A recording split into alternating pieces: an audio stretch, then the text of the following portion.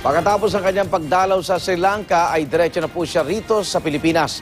At lalapag siya sa Villamor Air Base. Kamustahin natin ang sitwasyon doon mula sa ating kasamang si Connie Sison. Connie!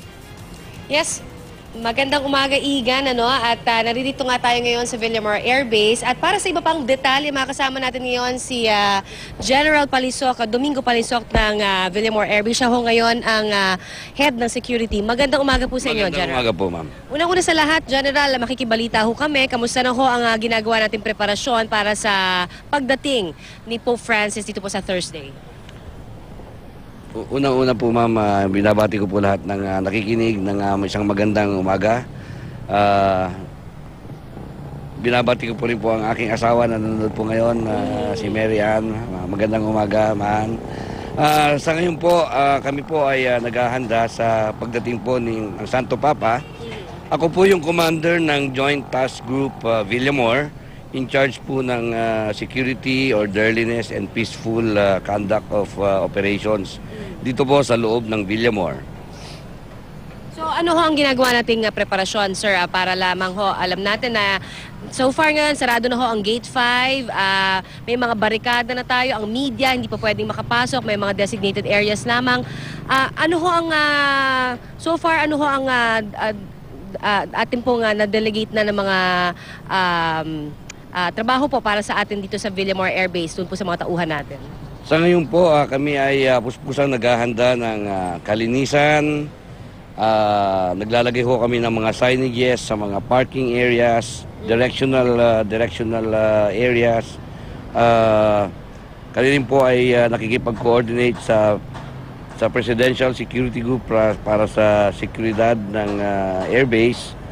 At yung mga nakikita nyo pagsarado po ng aming gate ay ito po ay pansamantala lamang dahil kami po ay nagpe-prepare pa lang po sa loob. Ngunit sa ngayon, kami po ay handang-handa na sa preparasyon. Sa totoo lang po, nakadalawang rehearsal na po kami sa loob ng Villamor. Ito ay matutunghayan po ninyo sa mga video presentations na ginawa namin. Kamusta po ang ginawa nating kumbaga motorcade na yung dry run natin, maayos naman ho lahat? Everything in place?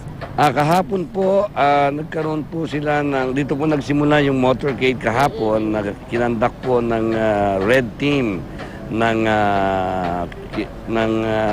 sinasamahan po ng ating Secretary of National Defense, Secretary of Interior Local Government, the AFP, and the Philippine National Police.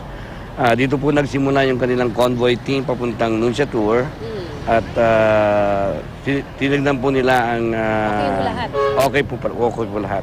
Alright. Ayan ho yung talagang nakikita natin ngayon. Kailangan handa, maayos at smooth ang pagdating po syempre pa ng Santo Papa, and definitely dapat safe na safe.